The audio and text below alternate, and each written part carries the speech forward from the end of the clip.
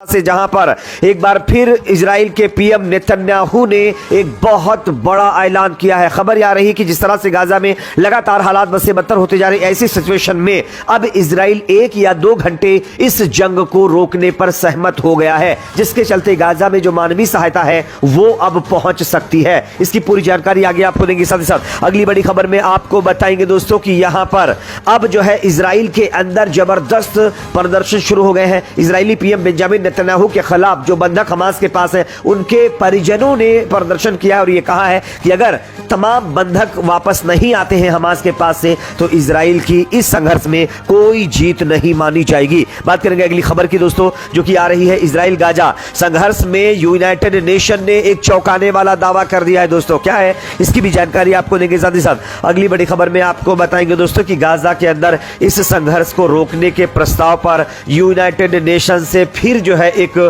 बड़ी खबर सामने आ रही है। खबर आ रही है कि अमेरिका और ब्रिटेन ने फिर सीज फायर का जो है विरोध किया है, जिसके बाद यहां पर असहमति की बात सामने आ रही है। इसकी भी जानकारी देंगे। साथ साथ अगली बड़ी खबर में आपको बताएंगे दोस्तों, भारत सरकार ने हमास को लेकर एक बड़ा ऐलान कर दिया है। खबर आ रही है कि हमास को बैन करने से भारत ने साफ इनकार कर दिया है। दरअसल कई देशों से रिश्ते टूटने की वजह से भारत ने हमास पर बैन नहीं लगाने की बात कही है। इसकी भी जानकारी आपको देंगे। साथ ही साथ अगली बड़ी खबर में आपको बताएंगे दोस्तों कि इजराइल के अंदर लगातार जो है हाहाकार मचता जा रहा है। खबर आ रही कि इजराइल के अंदर लाखों लोग जो फिलिस्तीन के काम करते थे वो अपने यहां वापस आ गए हैं या इजराइल ने उनको निकाल दिया है, जिसके बाद इजराइल के अंदर कंपनियों में काम करने वाले लोग नहीं मिल रहे हैं। इसके चलते अब इजराइल ने भारत से मदद मांगी है। किस तरह से, इसकी भी जानकारी आपको देंगे। साथ ही साथ अगली बड़ी खबर में आपको बताएंगे दोस्तों कि यहूदी अरब संगठनों ने अब गाजा में सीज फायर की घोषणा का आह्वान किया है, जिसके बाद इजराइल की मुश्किलें और बढ़ गई हैं।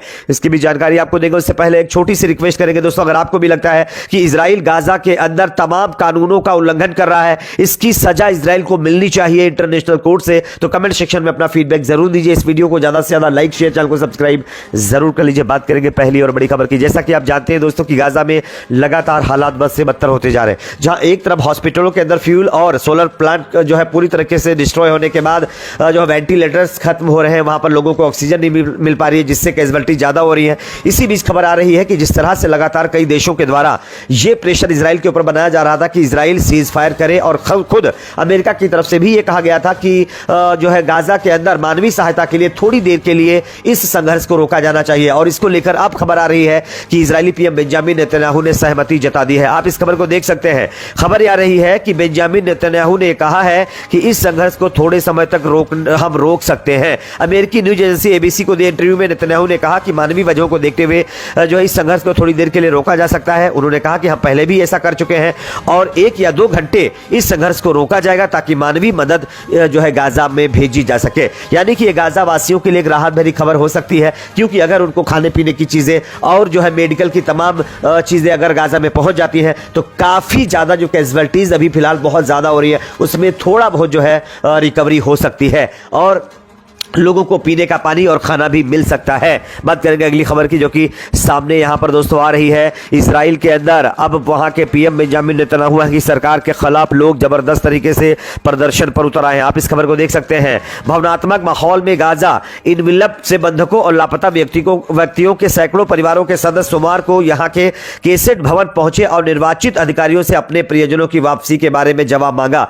खबर आ रही है कि जवाब ठीक से नहीं मिलने पर इन परिजनों ने, जिनको इजराइल की तरफ से हमास ने कब्जे में लिया है, उन्होंने इजरायली सरकार के खिलाफ जबरदस्त तरीके से प्रदर्शन किया है। साथ ही साथ खबर यह भी आ रही है कि अगवा किए गए परिजनों का कहना है कि अगर वो हमास से नहीं छुड़ाए जाएंगे और या वो गाजा से वापस नहीं आए तो इजराइल की किसी तरह की कोई जीत नहीं मानी जाएगी। बात करेंगे अगली खबर की दोस्तों, जो कि सामने यहां पर आ रही है। इजराइल गाजा संघर्ष में अब यूनाइटेड नेशन ने एक बहुत बड़ा खुलासा किया है। आप इस खबर को देख सकते हैं। इजराइल गाजा युद्ध में इतिहास में सबसे ज्यादा यूनाइटेड नेशन राहत कर्मी अब इस दुनिया में नहीं रहे, यानी कि उनकी मौत हो गई है।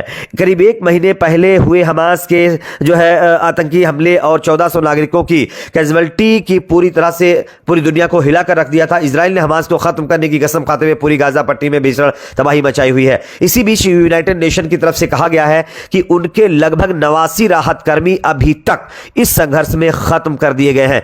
इतिहास में यह पहला वक्त ऐसा है जब यूनाइटेड नेशन की इतनी बड़ी तादाद में उनके कर्मियों को खत्म कर दिया गया है। बात करेंगे अगली खबर की, जो कि सामने दोस्तों यहां पर आ रही है।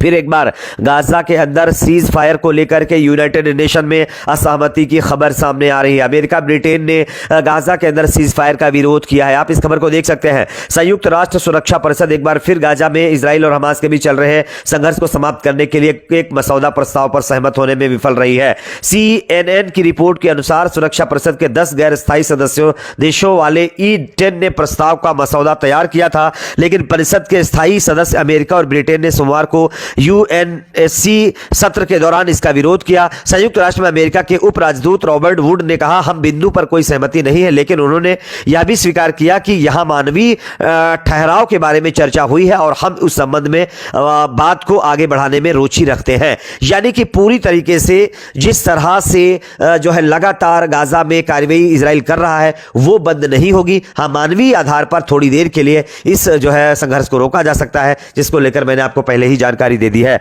बात करेंगे अगली खबर की, जो कि सामने दोस्तों यहां पर आ रही है। भारत ने पहली बार यह कहा है कि वो हमास के ऊपर बैन नहीं लगाएगा। आप इस खबर को देख सकते हैं दोस्तों। जिस तरह से भारत के ऊपर लगातार ये प्रेशर बनाया जा रहा था कि भारत जो है हमास पर बैन लगाए, लेकिन इसी बीच खबर आ रही है कि भारत में भी हमास को जो है टेररिस्ट संगठन घोषित करने और इसे प्रतिबंधित करने की मांग उठ रही थी। इस पर भारत का कहना है कि वो अभी हमास को बैन नहीं करेगा। सूत्रों का कहना है कि फिलहाल भारत में हमास सक्रिय नहीं है, इसलिए उसे बैन करने का सवाल ही नहीं उठता। अगर सरकार ऐसा करेगी तो इससे अरब देशों के साथ भारत के रिश्ते बिगड़ सकते हैं। किसी भी संगठन को बैन करने का फैसला गृह मंत्रालय UAPA कानून के तहत लेता है, लेकिन ताकि हमास जो है भारत में एक्टिव नहीं है, भारत पर अभी तक किसी भी तरह की कोई कार्रवाई उसने की नहीं है, तो भारत इसको अब बैन नहीं करेगा। तो यह हमास के लोगों के लिए भारत से एक बड़ी खबर सामने आई है। बात करेंगे अगली खबर की, जो कि सामने आ रही है इजराइल से, जहां पर दोस्तों इजरायली कंपनियों में सन्नाटा पसरा हुआ है। आप इस खबर को देख सकते हैं, जिसके चलते